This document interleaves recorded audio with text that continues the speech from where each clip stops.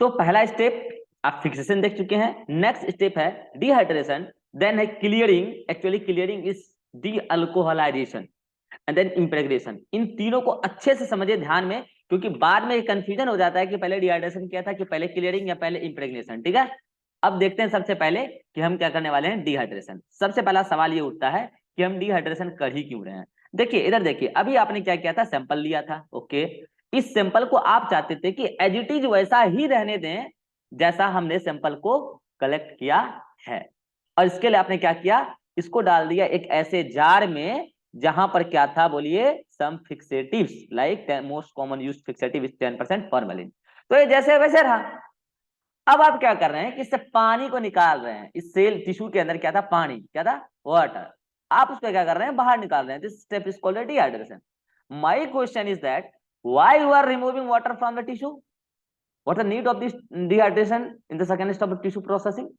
तो देखिए, अभी मैंने आपको थोड़ी देर पहले प्रिंसिपल ऑफ उसमें समझाया था, प्रिंसिपल ऑफ टिश्यू प्रोसेसिंग में, कि हम इसमें ब्लॉक बनाते हैं by the use of paraffin wax, ताकि एक सपोर्ट मिले सॉफ्ट टिश्यू को, ताकि उसका हम क्या कर पाए, थिन सेक्शन कलेक्ट कर पाए माइक्रोटोमी से। तो एक बात बताइए, पैराफिन वैक्स जो है, अभी जिसके बारे में मैंने बोला कि वैक्स, पैराफिन वैक्स, ये वैक्स में क्या ये वाटर सोल्यूबल होगा, नहीं। तो इसीलिए आपकी सेल्स के अंदर वैक्स डालने वाले हैं थोड़ी देर बाद, इवन सेल के बाहर भी वैक्स डिपॉजिट करने वाले हैं। तो पहले सेल के अंदर डालेंगे वैक्स, फिर सेल के बाहर भी डिपॉजिट करेंगे वैक्स। तो पानी जब तक रहेगा तो वैक्स अंदर में डिपॉजिट नहीं हो पाएगा, तो इसके लिए आपको करना पड़ेगा, पानी को निकालना पड़ेगा। तो क्या करें, वैक्स को भेज दें कि जाओ तुम पानी को निकाल दो, अरे नहीं, वैक्स तो निकाल ही नहीं सकता। तो किसी ऐसे एजेंट को भेजें जो पानी को निकाल के वो उसका पानी का जगह ले ले। तो ऐसा एजेंट अगर आप ढूंढेंगे तो आपको अल्कोहल मिलेगा। कौन मिलेगा, अल्कोहल।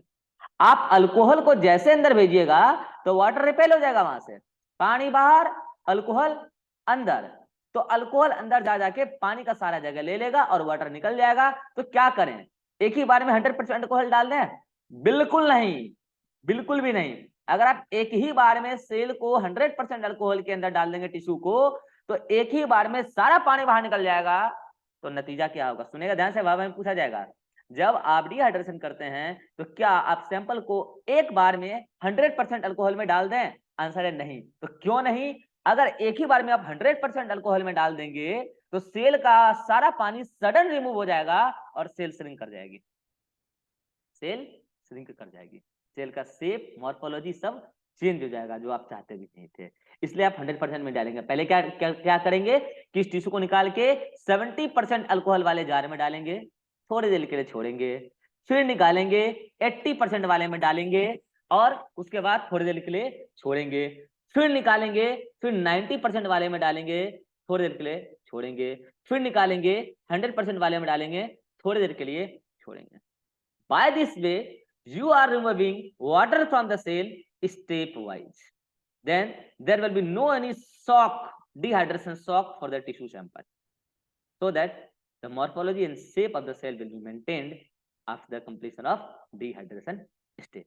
This is dehydration. क्यों करते हैं, क्योंकि वैक्स बाद में नहीं आ पाएगा अंदर, और अचानक से क्यों नहीं लेते हैं सारा 100% अल्कोहल, क्योंकि सेल का मॉर्फोलॉजी बिगड़ सकता है। Second step is dehydration, it is the process of removing water from the tissue.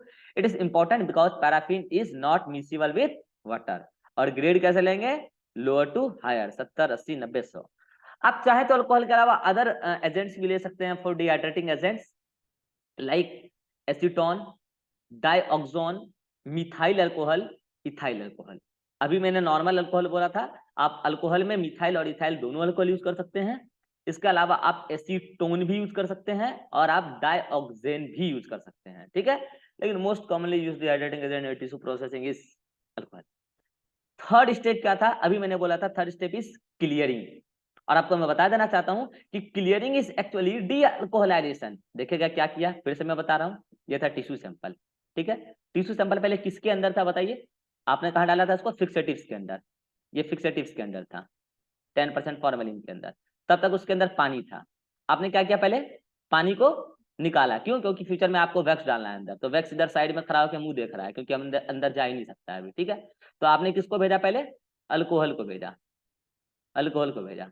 अब आप अगले स्टेप में क्या करने वाले हैं कि अल्कोहल को निकाल रहे हैं, मजाक चल रहा है क्या।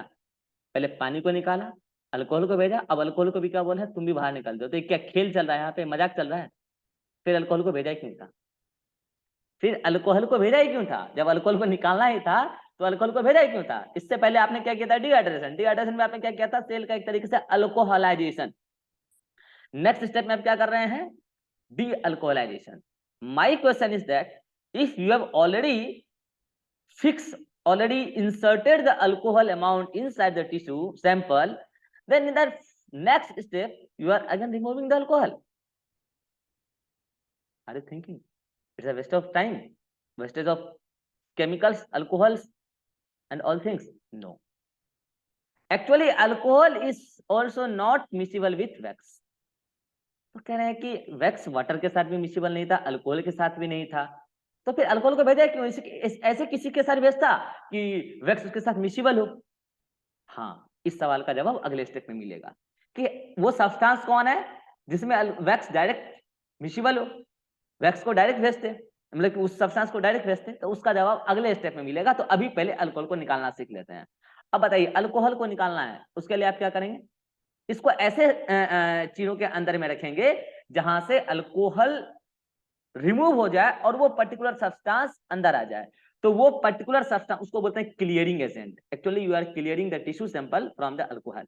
तो वो substance most commonly used substance is xylene, that is called as xylene. Xylene is most commonly used to clearing agent. Xylene, toluene, कोरोफॉर्म। तो आप ये सब क्या कर सकते हैं? Most commonly used is xylene. तो अगर आप जाइलिन को अंदर भेजेंगे तो जाइलिन जैसे जाएगा अल्कोहल अपने आप रिपेल होकर बाहर आएगा। तो बताइए, अब जो आपका टिश्यू सैंपल है वो किससे भर चुका है? जल्दी बताइए, अब आपका टिश्यू सैंपल किससे भर चुका है? जाइलिन से। And xylene is somehow miscible with paraffin wax. Xylene is somehow miscible with, मतलब xylene allow entry of wax. देखिए, अभी पहले सबसे स्टेप में वाटर था तो वो वैक्स को बिल्कुल भी नहीं जाने देता। फिर अल्कोहल था, वो भी वैक्स को बिल्कुल नहीं जाने देता, जाने ही नहीं देता सेल के अंदर, टिश्यू के अंदर। अब कौन है अंदर में? जाइलिन। तो जाइलिन क्या बोलेगा? जब वैक्स आएगा तो बोलेगा अच्छा आप आ गए हो क्या, ठीक है मैं चलता हूं। क्या बोलेगा वो? आप आ गए हो क्या, मैं चलता हूं। वो निकल लेगा। यानी कि नेक्स्ट स्टेप में क्या होने वाला है? जाइलिन रिमूव होगा और वैक्स अंदर आएगा। तो अभी तक क्या हुआ? क्लियरिंग, जिसको हमने बोला डी अल्कोहलाइजेशन। तो एक बार जल्दी से रीड कर लीजिए क्या है क्लियरिंग और dealcoholization. During dehydration water in the tissue has been replaced by alcohol. डी, इससे पहले वाले स्टेप में water has been replaced by alcohol, that paraffin wax is not soluble in not alcohol is not alcohol soluble. We replace again alcohol with a substance in which wax is soluble. That substance is, बोलिए, xylene. Clearing is required when dehydrating agent is not miscible with impregnating medium. That is the xylene. Hindi version में समझा रहा हूँ। पहले आपने dehydration किया, पानी को बाहर निकाला, अल्कोहल को अंदर डाला। अल्कोहल भी वैक्स में सोल्यूबल, पानी को निकाला इसलिए था कि वो वैक्स में सोल्यूबल नहीं था, तो उसको बाहर निकाला था, पानी को, अल्कोहल डाल दिया अंदर, अल्कोहल भी वैक्स में सोल्यूबल नहीं है, तो उसको निकाल के अब ऐसे एजेंट को डालने जिसको बोलते हैं इम्प्रेग्नेटिंग मीडियम, जो कि जाइलिन है, जिसमें कि समहाउ वैक्स मिसिबल है, सोल्यूबल है। तो अब देखते हैं कि नेक्स्ट स्टेप में हम लोग क्या करने वाले हैं। अच्छा, ये जो आप क्लियरिंग एजेंट करते हैं तो आप दो बात करते हैं क्लियरिंग एजेंट का फॉर 1 आवर। पहले एक बार टिश्यू को आप 1 आवर के लिए जाइलिन में रखते हैं, फिर उसी टिश्यू को निकाल के फिर again freshly 1 hour fresh xylene में रखते हैं, तब जाके आपको वो पूरी तरीके से क्लियर होता है, अल्कोहल हट के जाइलिन अंदर आ जाता है। अब नेक्स्ट स्टेप में आप क्या कर रहे हैं? इम्प्रेग्नेशन। तो देखिए यहाँ पे दो वर्ड है, एक वर्ड है इम्प्रेग्नेशन और एक वर्ड है इनफिल्ट्रेशन। तो एक बात बताइए, अभी मैंने क्या बोला, ये आपका टिश्यू सैंपल था, इधर देखिए ये क्या था? आपका टिश्यू सैंपल था। इस टिश्यू सैंपल के अंदर क्या भरा हुआ था? जाइलिन। कब जाइलिन भरा, जल्दी बताइए? डी अल्कोहलाइजेशन के समय आपने अल्कोहल बाहर निकाला और जाइलिन डाला। अब आप क्या कर रहे हैं? वैक्स ला रहे हैं। तो वैक्स का अंदर जाना, वैक्स का अंदर जाना और जाइलिन का बाहर आना, ये दो अलग अलग प्रक्रिया है। इस डायग्राम में यहाँ पे आप देख सकते हैं, वैक्स का अंदर जाना और इसका बाहर आना, जाइलिन का बाहर आना। ये देखिए आपका टिश्यू सैंपल था, अंदर में जाइलिन भरा हुआ था, ठीक है। अब आप देखिए कि पैराफिन वैक्स है, और ध्यान रखिएगा जब आप बाहर पैराफिन वैक्स रखेंगे सिंपल डिफ्यूजन होने के लिए, तो आप 25 गुना ज्यादा, 20 से 25 गुना ज्यादा टिश्यू के वॉल्यूम के कंपैरिजन में वैक्स रखेंगे, तभी वो वैक्स अंदर जा पाएगा, ठीक है। तो ये पैराफिन वैक्स है, पैराफिन वैक्स का अंदर जाना और जेलिन का बाहर आना दो अलग प्रक्रिया है। पैराफिन वैक्स का अंदर जाना इसको इम्प्रेग्नेशन, वैक्स अंदर जा रहा है, इम्प्रेग्नेंट हो रहा है। इम्प्रेग्नेंट मतलब किसी चीज का डिपोजिशन अंदर हो रहा है। इन फिल्टर, अंदर से कुछ फिल्टर होके बाहर आ रहा है, दैट इज जाइलिन। तो ध्यान रखिएगा, आपसे बारे में पूछा जाता है what is the difference between infiltration and impregnation. Entry of paraffin wax from outside to the inside of the tissue sample is called as impregnation, and tissue sample become impregnated with the wax. At the same time, jaline is removed from the cell, that is called as infiltration. और दोनों के अंदर और बाहर जाने का प्रक्रिया simple diffusion है, बस कंसंट्रेशन ग्रेडियंट की वजह से ऐसा हो रहा है। अब बताइए कि सेल के अंदर क्या जा चुका है, जल्दी बोलिए, paraffin wax. Now my question is that why you are entering, why you are depositing, why you are impregnating paraffin wax inside the cell। अच्छा बताइए, नॉर्मली सेल के अंदर क्या था, सबसे पहले पानी, साइटोप्लाज्म में 90% पानी, उसको आपने निकाल दिया, अल्कोहल लाया, अल्कोहल को निकाल दिया, मजाक ही चल रहा था तब तक तो, अल्कोहल को निकाला, फिर जालिन को लाया, फिर जालिन को निकाला, पैराफिन वैक्स ले आया। चलो ठीक है, यहाँ तक की बात हो गई, पैराफिन वैक्स ले आया। क्यों लाया पैराफिन वैक्स? तो हम ये चाह रहे थे, ये सेल जैसे है, ये सब मैं मिटा रहा हूं, आप देखिए, ये आपका सैंपल था, ये आपका सैंपल था। अब मुझे बताइए, इसके अंदर सेल का अपना कोई सेलुलर स्ट्रक्चर रहा होगा कि नहीं रहा होगा? ये न्यूक्लियस होगा, ये से जुड़ा हुआ एंडोप्लाज्मिक रेटिकुलम होगा, है गोल्जी बॉडी होगा, है माइटोकॉन्ड्रिया, लाइक दैट, है सबका अपना अपना कोई पोजीशन रहा होगा कि ना? और ऐसे एक नहीं, कलेक्शन ऑफ सेल होंगे ना, ये सब ना टिश्यू लिया है ना आपने, तो उसका भी खास अरेंजमेंट रहा होगा। हाँ, उसमें कहीं ना कहीं कोई गड़बड़ी होगी जिसकी वजह से डिजीज हुआ है, तो वो गड़बड़ी भी कहीं कहीं ऐसे रहना चाहिए। तब मुझे बताइए, आपने पहले इसके बीच में क्या देखा था, पानी, तो पानी को तो निकाल दिया था, फिर उसका अल्कोहल आया, वो भी गया, जैलिन आया, वो भी गया। तो अगर बताइए जैलिन गिराने के बाद यहाँ पे कुछ डाले नहीं आप, तो आपको ऐसा नहीं लगता है कि ये इधर फिक्स हो जाएगा, ये इधर भाग जाएगा, वो उधर भाग जाएगा? अगर ऐसा हो जाएगा तो क्या आपका जो मकसद था कि जो जैसे वैसे रहे उधर नहीं रह पाएगा ना? Are you getting point? तब तो सेल के अंदर इंटरनल स्ट्रक्चर जो है वो तो बिगड़ जाएंगे ना। सेल के अंदर का जो इंटरनल ऑर्गेनाइजेशन है, क्या वो वैसा रह पाएगा जैसा रहता है? नहीं रह पाएगा। और अगर ऐसा नहीं हो पाएगा तो फिर आपका स्टडी, हिस्टोपैथोलॉजी स्टडी परफेक्ट नहीं हो पाएगा। तो आप अंदर में कुछ ऐसा लिक्विड डालें जो अंदर जाके जम जाए। हेलो, सेल के अंदर कोई ऐसा लिक्विड डालें जो सेल के अंदर जाके जम जाए। यानी कि अभी पैराफिन वैक्स यहाँ आया, वो आया लिक्विड फॉर्म में, मेल्टेड फॉर्म में। किस फॉर्म में आया? मेल्टेड फॉर्म में। और वो उन सारे जगह पर चला गया जहां नेचुरली सेल के अंदर क्या हुआ करता था, पानी। हेलो, उसके बाद वो पैराफिन वैक्स थोड़े समय के बाद क्या हो गया, जम गया। मेल्टेड पैराफिन वैक्स क्या हो गया, सॉलिड हो गया। तो अब मुझे बताइए, जो सेल का इंटरनल ऑर्गेनाइजेशन है, जो जैसे रहना चाहिए वैसे फिक्स हो गया कि नहीं हो गया हमेशा के लिए? दिस इज कॉल्ड एज इम्प्रेग्नेशन के बाद embedding. Impregnation is just entry of melted paraffin wax inside the tissue sample. Hello, impregnation is just entry of paraffin wax inside the melted paraffin wax inside the tissue sample. Then solidification of the tissue sample internally to support the internal organization intact. This is called as embedding. This is called as embedding. इसके बाद आप क्या करने वाले हैं पता है? Paraffin wax का और अमाउंट बढ़ाएंगे। क्यों बढ़ाएंगे? एक बात बताइए, अगर आप केवल इतना सा ही पार्ट लेके चलें और सेल के अंदर क्या घुसा दिए हैं, जल्दी बोलिए, टिश्यू के अंदर क्या घुसा दिए हैं, पैराफिन वैक्स, और आप इसको डायरेक्ट ले लें माइक्रोटोमी के लिए, तो आपको ऐसा नहीं लगता है कि अगर माइक्रोटोमी, अगर थोड़ा सा भी मिस्टेक हुआ तो आपका सैंपल पे डायरेक्ट ब्लेड गिरेगा और आपका सैंपल डिस्ट्रॉय हो जाएगा? तो आप क्या चाहते हैं, थोड़ा बहुत इसके बाहर भी क्या डिपोजिट हो जाए, जल्दी बोलिए, पैराफिन वैक्स।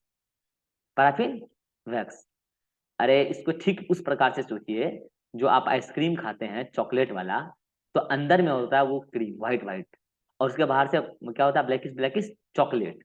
तो अंदर में जो क्रीम है, अब कोई चाहता है कि क्रीम को आराम से खाएंगे, है क्या चाहता है, क्रीम को आराम से खाएंगे, व्हाइट वाला जो क्रीम होता है अंदर में, मिल्की क्रीम, उसको आराम से खाएंगे। तो अगर उसको आराम से खाना है और आप निकाले और डायरेक्ट खाना शुरू कर दिए, तो उसको आराम से थोड़ी खा पाएंगे, तो तुरंत मेल्ट हो जाएगा ना, उसको आप आराम से नहीं खा पाएंगे। तो आप क्या करते हैं, बाहर से चॉकलेट का डिपोजिशन कर देते हैं। तो पहले आप दांतों से चॉकलेट को तोड़ तोड़ के खाते हैं और एक अच्छा खासा टाइम लेता है आपको, अब आप रेडी होते हैं किसको खाने के लिए, वो अंदर में जो व्हाइट वाला है क्रीम वाला पार्ट।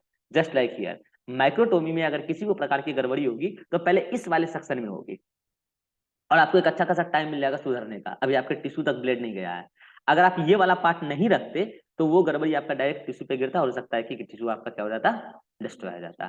तो इसलिए आपने बाहर से क्या किया, बाहर से कुछ डिपोजिशन किया। किसका डिपोजिशन किया, पैराफिन वैक्स का। और इस तरीके से ये एक ब्लॉक बनकर तैयार हुआ। ये ब्लॉक कैसे बनाते हैं वो भी अभी आपको मैं दिखाने वाला हूँ। ये ब्लॉक कैसे बनता है, ये मैंने सर्कल में दिखाया, सर्कल नहीं होता एक्चुअल में, स्क्वायर होता है, ठीक है, ऐसे होता है, ठीक है, ऐसे होता है स्क्वायर। कैसे बनाते हैं वो अभी सिखाऊंगा, दो तरीका है इसका, ठीक है। तो ये बनके क्या तैयार हो गया आपका block, this is called as moulded block. ये ब्लॉक बनकर तैयार हो गया, जिसको अब हम लेके जाएंगे कहाँ, माइक्रोटोमी के लिए। डिपेंड करता है आप माइक्रोटोमी करेंगे कि क्रायोटोमी करेंगे, आपको किस लेयर का, किस थिकनेस का सेक्शनिंग चाहिए, उस पर डिपेंड करेगा कि आप क्या करेंगे, ठीक है। यहां तक कि किसी भी प्रक्रिया में अगर आपको कोई भी दिक्कत हो तो आप पूछिए पहले। तो यहां तक की सारी बात क्या हो गई आपकी एम्बेडिंग में। अब यहां तक का एक बार आप जल्दी से रीड कर लीजिए। तो देखिए यहां तक तो आपको मैंने बता दिया, टिश्यू प्रोसेसिंग में impregnation, impregnation hold the cellular structure in the proper relationship inside fill intracellular space with help of paraffin wax. आपको पता है अभी तक मैंने आपको जो भी बात बताया, टिश्यू लिया कहां से, 10% फॉर्मेलिन से उठाया, ठीक है, उसको उठा के कहां डाला, जल्दी बोलो, डिहाइड्रेशन के लिए। कहां डाला, डिहाइड्रेशन के लिए अल्कोहल में, पहले 70%, 80%, 90%, 100%। फिर उसको उठा के कहां डाला, जाइलिन में, जाइलिन से अल्कोहल निकल गया। फिर कहां उठा के डाला, पैराफिन वैक्स में। ये सब उठा उठा के डाले, तो आप चाहें तो उठा उठा के डाल सकते हैं। मैंने जो एक्सपेरिमेंट किया था एम्सवर्डेंटा में, उठा उठा के ही डाला था, ठीक है। तो बहुत सारे लोग मैनुअली करते हैं, लेकिन वहीं पे और मोस्ट ऑफ द ऑर्गेनाइजेशन में, जो रिसर्च ऑर्गेनाइजेशन है, पैथोलॉजी लैब है, बड़ी बड़ी लैब, वहां पर ऑटोमेटेड टिश्यू प्रोसेसिंग मशीन होती है। अगर आप चाहें मैनुअली नहीं करना चाहते हैं, आपके पास बहुत सैंपल है, तो आप ऑटोमेटेड टिश्यू प्रोसेसिंग मशीन का यूज कर सकते हैं, और वो मशीन में वही काम होगा जो आप मैनुअली करते हैं। तो मशीन को आप एक बार देख ले, ये है मशीन। और पता है इसमें क्या होता है, टोटल 12 जार लगा होता है। इधर देखिए, टोटल 12 जार लगा होता है, और पहले 2 जार में क्या लगा होता है, फर्स्ट 2 जार में 10% फॉर्मलिन होता है, पहले 2 जार में 10% फॉर्मलिन होता है। नेक्स्ट आगे के जार में 60, 70, 80 और 100 2 बार क्या लगा रहता है, degrading sorry increasing order of the alcohol concentration. आपको पता है ये किस लिए दिया था, जल्दी बोलिए, फिक्सेशन के लिए। ये किस लिए दिया है, जल्दी बोलिए, डिहाइड्रेशन के लिए। देन इसके बाद आप उसको एसीटोन में डाल देते हैं। देन उसके बाद आप उसको जाइलिन 2 बार, 1 and 2, and then finally paraffin wax 2 बार। अभी तक जो काम आप मैनुअली किए थे, वो सारा काम आपका tissue processing, automated tissue processing processor में हो जाएगा। आपको कुछ नहीं करना है, टाइम फिक्स करना है डिजिटली, और सारे जार में पहले से मटेरियल डाल देने हैं, और आपको हाथ पे हाथ धर के बैठ जाना है। वो अपने आप सैंपल उठेगा। जैसे मान लीजिए ये है ना, ये रोटेट करता है, इसमें मान लीजिए कि क्या 10% फॉर्मलिन है, टाइम फिक्स कर दिया, इसमें कितना देर रहना, वो आपने ऑटोमेटेड फिक्स कर दिया, यहाँ पे टाइम फिक्स है, ठीक है, 12,000 का। उतने टाइम में रहेगा, फिर अपने आप ये पूरा पार्ट यहां से लेके ये सहित ऊपर उठ जाता है, और ये रोटेट करके, ऐसे रोटेट करके ये वाला पार्ट यहाँ आ जाता है। उसके बाद वो टिश्यू यहीं पे है, ये वाला पार्ट यहाँ आ जाएगा, उसका रो इसमें गिर जाएगा। फिर फिक्स टाइम के लिए उसमें कितना देर रहना है, फिर ये पूरा सेटअप उठेगा ऊपर अपने आप, पूरा सेटअप अपने आप उठेगा, यहाँ पे टिश्यू है, उठेगा, फिर ये मूव करके यहाँ पहुंच जाएगा। By this way this automated tissue processor works. तो इसका एक बार कंटेंट देख लीजिए क्या है, कि ऑटोमेटेड टिश्यू प्रोसेसर में क्या होता है, place the solution and paraffin wax in respective beakers of the equipment. आप उसमें डाल दीजिए, इसमें जो डालना है, किसमें क्या डालना है मैंने बता दिया। The time lever is set at 0, 0 पे डाल दीजिए, और उसमें टाइम सेट कर दीजिए कि किसमें कितना देर रखना है, ठीक है। वो सब एक एक्सपर्ट ही कर सकता है, ठीक है। आपको एक अच्छा हिस्टोपैथोलॉजिस्ट के लिए आपको बनना पड़ेगा, अच्छी खासी नॉलेज गेन करनी पड़ेगी, ठीक है। And the machine eight started at the required time. आप उस पर टाइम डाल दीजिए, कितना टाइम तक आपको किस जार में रखना है, ठीक है, सैंपल को। The basket with cassettes automatically change position and take a bath in different reagent kept in the beaker in order to accomplish dehydration सबसे पहले, क्लियरिंग, इनफिल्ट्रेशन, और आपको पता है कि इनफिल्ट्रेशन के समय इम्प्रेग्नेशन हो रहा है, इनफिल्ट्रेशन जैलिन का बाहर आना, इम्प्रेग्नेशन वैक्स का अंदर आना, and final dip in the warm paraffin wax, that is impregnation जो अंदर आएगा।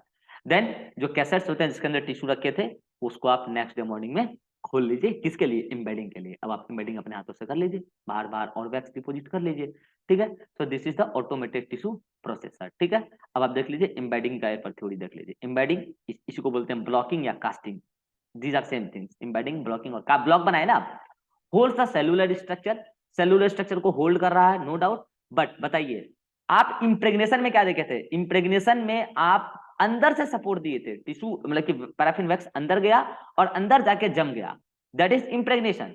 तो वहां अंदर से सपोर्ट मिला था, लेकिन अब उसी में बाहर बाहर जो भी ग्रीन कलर का डिपोजिशन किए थे, बाहर बाहर जो डिपोजिशन हुआ वो बाहर से आपको सपोर्ट दे रहा है, बाहर से पैराफिन वैक्स जो मेल्टेड पैराफिन वैक्स है वो जम के सॉलिड हो जा रहा है। तो बताइए कि आपसे कल को वाइवा में पूछेंगे कि इम्प्रेग्नेशन और इम्बेडिंग दोनों के अंदर ये हो रहा है। इम्प्रेग्नेशन में पहले क्या हो रहा है, मेल्टेड पैराफिन वैक्स अंदर जा रहा है और जम रहा है, दिस इज इम्प्रेग्नेशन। और इम्बेडिंग में भी क्या हो रहा है, टिश्यू सैंपल के बाहर बाहर मेल्टेड पैराफिन वैक्स जम रहा है। तो इन दोनों स्टेप में अंतर क्या है, तो एक अंतर तो आप क्या बोलेंगे कि वो इम्प्रेग्नेशन सेल के अंदर सपोर्ट दे रहा है, इंट्रासेल्युलर सपोर्ट दे रहा है, और इम्बेडिंग एक्स्ट्रा सेल्युलर सपोर्ट दे रहा है। Are you getting my point? Next, अब है embedding media. Most commonly embedding media paraffin wax, इससे बढ़िया तो कुछ होता ही नहीं है, हमारे लैब में भी यही होता है पैराफिन वैक्स, ठीक है, स्पेलिंग गलत है शायद, देख लीजिएगा, मिला लीजिएगा। और अदर पैराब्लास्ट होता है, सिलोडीन होता है, कार्बोवैक्स होता है, ये सब ठीक है जो यूज करते होंगे most commonly use paraffin wax, ठीक है। अब इसमें क्या करते हैं, liquid paraffin wax melted at 56 से 58 यानी 56 टू 58 डिग्री। ये कोई ऐसा फिक्स नहीं है, डिपेंड करता है कि आपकी पैराफिन वैक्स की क्वालिटी कैसी है। अगर अच्छी क्वालिटी के तो और वो हाई टेम्परेचर वो मेंटेन कर सकता है। हमारे पास जो पैराफिन वैक्स है हम तो 62 डिग्री पे उसको मेल्ट करते हैं, और उसका 60 से 62 रेंज है। तो वो डिपेंड करता है कि आपकी क्वालिटी कैसी है, अगर अच्छी क्वालिटी है तो 62-65 तक भी आप उसको मेल्ट करा सकते हैं, ठीक है। ये कोई ऐसा रफ आइडिया नहीं है, मतलब कि ऐसे रफ आइडिया है, ठीक है। Fill moulds with paraffin wax and tissue, अभी समझाएंगे कि मोल्ड कैसे तैयार करते हैं मैनुअली, ठीक है। Mould is then placed in container of cold water और refrigerator for 10 minutes, when block are hard they are removed from the mould. आइए अब आपको मोल्ड बनाना सिखाते हैं। देखिए मोल्ड बना, अभी तक आप टिश्यू प्रोसेसिंग किए एम्बेडिंग के पहले तक, तो वो भी मैनुअली होता है और ऑटोमेटेड भी होता है, दोनों सिखा दिए हम आपको। अब ये एम्बेडिंग भी मैनुअली भी होता है और ऑटोमेटेड भी होता है, लेकिन एम्बेडिंग मोस्ट ऑफ द जगह आज के डेट में भी मैनुअली ही होता है, हमारे यहाँ भी मैनुअली ही होता है, ठीक है, क्योंकि मैनुअली सस्ता होता है बहुत और इसमें कोई गड़बड़ी नहीं होती है। तो पहले हम आपको मैनुअल सिखाते हैं, ठीक है, मशीन पे बाद में जाएंगे। आइए पहले हम आपको मैनुअल सिखाते हैं। तो ये देखिए मैनुअल में क्या करते हैं, हमारे पास दो ना एल शेप्ड का प्लेट होता है, मेटल प्लेट होता है, और वो मेटल प्लेट मेटल जो होता है एल शेप्ड का बना हुआ मोस्टली ब्रास का होता है, ब्रास मेटल का, ठीक है। तो आप देखिए दो एल शेप्ड का है, तो इसको क्या करते हैं, इसके नीचे पूरा ग्लास बिछा लेते हैं, स्क्वायर शेप में ग्लास, इसके नीचे फिल कीजिए, इसके नीचे क्या है, ग्लास है, ठीक है। उस ग्लास पे ये एल शेप्ड का क्या रख दिया आपने, ब्लॉक, दो को, थोड़ा इसको फील कीजिए, ऊंचा है, ऐसा नहीं कि पूरा समतल है, ऊंचा है, ठीक है। आपने ग्लास पे रख दिया, अभी उस एल शब्द को आपने सटाया नहीं है, अभी उसके बीच में गैप है, अभी इस गैप में आपने क्या कर दिया, पूरा का पूरा मेल्टेड पैराफिन वैक्स भरा पहले थोड़ा सा, ठीक है। भरने के बाद आपका जो टिश्यू अभी जो प्रोसेस हुआ था कहाँ तक, इम्प्रेग्नेशन तक हो गया था ना। अब आप उसको उठाएंगे जार से निकाल के इसके ऊपर डाल देंगे, जो अभी गरम गरम खोलता हुआ क्या पैराफिन वैक्स डाला है ना एल ब्लॉक के बीच में डालेंगे। अब फिर उसके ऊपर और पैराफिन वैक्स डालेंगे। देखिए क्या किया आपने, मान लीजिए कि अच्छा खासा थिकनेस है, 5 सेंटीमीटर का थिकनेस है इस एल ब्लॉक में, ठीक है। तो आपने 2.5 सेंटीमीटर तक आपने पहले क्या कर दिया, फिल कर दिया paraffin wax, melted paraffin wax. फिर वो टिश्यू सैंपल डाला कौन, जहां इंप्रेग्नेशन तक हो गया था, फिर उसके ऊपर और 2.5 मीटर का डाल दिया, मतलब 2.5 सेंटीमीटर और क्या डाल दिया, मेल्टेड पैराफिन वैक्स। अब क्या कर दिया आपने, इस दोनों को सटा दिया, लाइक दिस, सटा दिया। अब देखिए ये जो आपको दिख रहा है दिस वन, इसके नीचे ग्लास है, ये जो आपको दिख रहा है दिस वन, बताइए क्या है, melted paraffin, sorry solidified paraffin wax. और ये आपका एक्चुअल में क्या है, इम्प्रेग्नेटेड टिश्यू सैंपल, जो कि उसके अंदर भी पैराफिन वैक्स गया था जब आप इम्प्रेग्नेशन किए थे। अब आप क्या कीजिएगा, सब कुछ ग्लास पे हुआ है, इसको खोल के अलग कीजिए, इसको खोल के अलग कीजिए, और आपके हाथ में क्या तैयार हुआ मिल जाएगा, ब्लॉक। इस तरीके से मैनुअली करते हैं, हमारे यहाँ भी ऐसे ही होता है, एल ब्लॉक से ही बनाते हैं, ठीक है। लेकिन अच्छे अच्छे इंस्टीट्यूशन में जैसे हमारी खुद की लैब में इससे होता है एल ब्लॉक से, लेकिन मैंने जो एम्स में किया था मैंने इससे किया था, क्योंकि वो एडवांस्ड है थोड़ा सा, तो वहाँ पे ये सब इक्विपमेंट था, तो वहाँ पे इस टाइप का मशीन था, ठीक है। इस मशीन में कैसे क्या करते हैं देखिएगा, एक एक करके सारा स्टेप बता रहे हैं। सबसे पहले तो आपने क्या किया, इस टाइप का कैसेट होता है, ठीक है, ये कैसेट है, इसी में आपका क्या है, टिश्यू सैंपल, कौन, इम्प्रेग्नेटेड टिश्यू सैंपल तक का पार्ट जो है, ठीक है। ये डब्बा ऐसे ऐसे, अरे जो इस टाइप का डब्बा होता है ना, मेमोरी कार्ड रखने वाला जो डब्बा होता है उस टाइप का, जस्ट लाइक, ठीक है। तो आपने वहां से टिश्यू सैंपल निकाला सबसे पहले, और इस वाले के अंदर, हाँ, तो इस ये वाला आपने क्या ले लिया है, ये ऐसा एक ब्लॉक ले लिया है, ठीक है, स्क्वायर टाइप का। इसमें आपने क्या डाल दिया, पहले मेल्टेड पैराफिन वैक्स, फिर क्या डाला, टिश्यू सैंपल, फिर क्या डाला, मेल्टेड पैराफिन वैक्स। तो देखिए आपने क्या किया, सबसे पहले remove tissue from the cassette, जिस कैसेट पे आपने टिश्यू को रखा था, कौन सा टिश्यू, इम्प्रेग्नेटेड टिश्यू। फिर आपने क्या किया, फिल मोल्ड, इसको मोल्ड बोलते हैं, ठीक है, इसको मोल्ड बोलते हैं, fill mould with wax and oriented tissue, tissue का रख दीजिए। एक बात ध्यान रखिएगा, ये जो लिखा है ना ओरिएंट टिश्यू, ओरिएंटेड टिश्यू, इसके लिए एक अच्छा हिस्टोपैथोलॉजिस्ट होना आपको जरूरी है। पता चला कि आपको सैंपल को उल्टा करके रखना था, आपने सीधा करके रख दिया, पता चला सीधा करके रखना था, आपने उल्टा करके रख दिया, पता चला कि लेफ्ट साइड से रखना था, आपने राइट साइड से रख दिया, इससे माइक्रोस्कोपी में दिक्कत आएगी और आपको इमेज गलत ऑब्टेन हो जाएगा, ठीक है। ये सब इसके लिए आपको एक्सपीरियंस गेन करना पड़ेगा। अभी तो बस आप इतना ध्यान रखिए कि ठीक है, आपने उसमें क्या कर दिया, पहले मेल्टेड पैराफिन वैक्स डाला, फिर टिश्यू डाला, फिर उसके ऊपर से क्या डाल दिया, थोड़ा सा पैराफिन वैक्स, और उसको क्या कर दिया, फिर आपने पैक कर दिया। उसके बाद क्या किया, फिर आपने जब खोला तो इस तरीके का ब्लॉक आपको मिलके तैयार हो गया।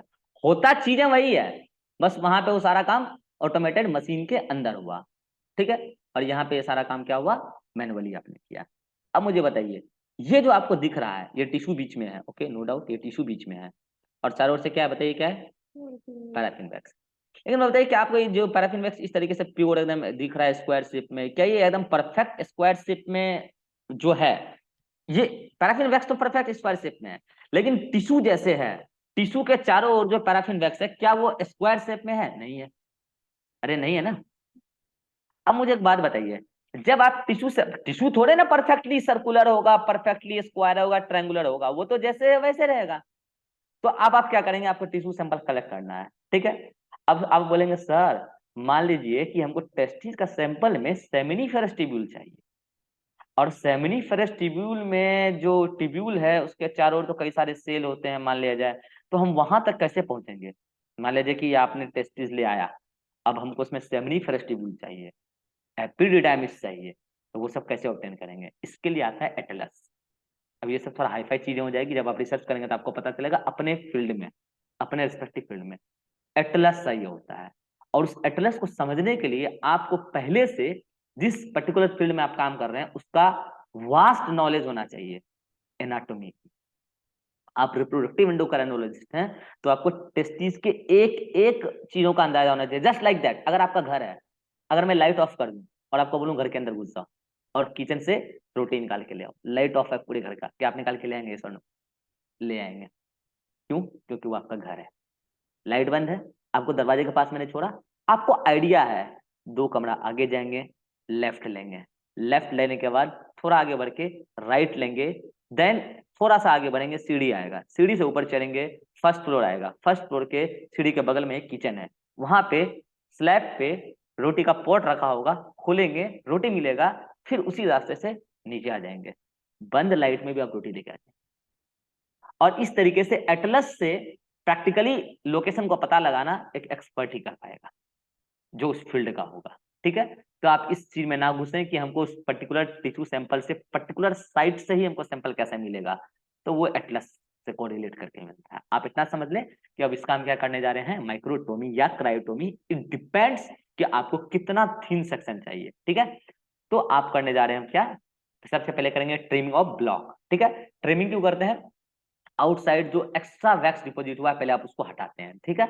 देन आप करते हैं सेक्शनिंग ऑफ ब्लॉक, और सेक्शनिंग ऑफ ब्लॉक में आप देखो क्या करते हैं, माइक्रोटोमी होता है या क्रायोटोमी होता है। माइक्रोटोमी में आप 3 से 5 माइक्रोमीटर का सेक्शन ऑब्टेन करते हैं, ठीक है। तो आप क्या करते हैं, जैसे आपका ये ब्लॉक था ना, तो उसको आप क्या करते हैं, माइक्रोटोमी में टिश्यू होल्डर होता है, ठीक है। माइक्रोटोमी में टिश्यू होल्डर में आप उस ब्लॉक को पहले फिक्स करते हैं, उसके बाद उसका सेक्शन काटते हैं। अब आप गौर से देखिए, जब आप सेक्शन को कट करेंगे तो सेक्शन के कट करने के बाद वो सेक्शन पता है कैसा कट करके मिलेगा आपको, जैसे कि रिबन नहीं होता, balloon type, ribbon ribbon ribbon समझो, बैलून रिबन पतला पतला ऐसा। ये देखिए ये ब्लॉक होल्डर है, यहाँ पे आपने टिश्यू को फिक्स किया है और ये रिबन कट कट के मिलता जा रहा है, पता है। ये रिबन एक अच्छा खासा डिस्टेंस मिलेगा, फिर आप उसको वहां से क्या करेंगे, नाइफ से काट के और तुरंत उसको कहाँ डालेंगे, हॉट वाटर बाथ में। ऐसा हॉट वाटर बाथ में जहां पे टेम्परेचर लगभग 50 डिग्री के, लगभग 50 डिग्री के आसपास हो। माई क्वेश्चन इज दैट आपने उस रिबन को जो आपको सक्शनिंग मिला उसको तुरंत आपने वाटर बाथ में क्यों डाला, हॉट वाटर बाथ में क्यों डाला, गर्म पानी में क्यों डाला, इसलिए डाला कि एक बात बताइए, पैराफिन वैक्स जो था,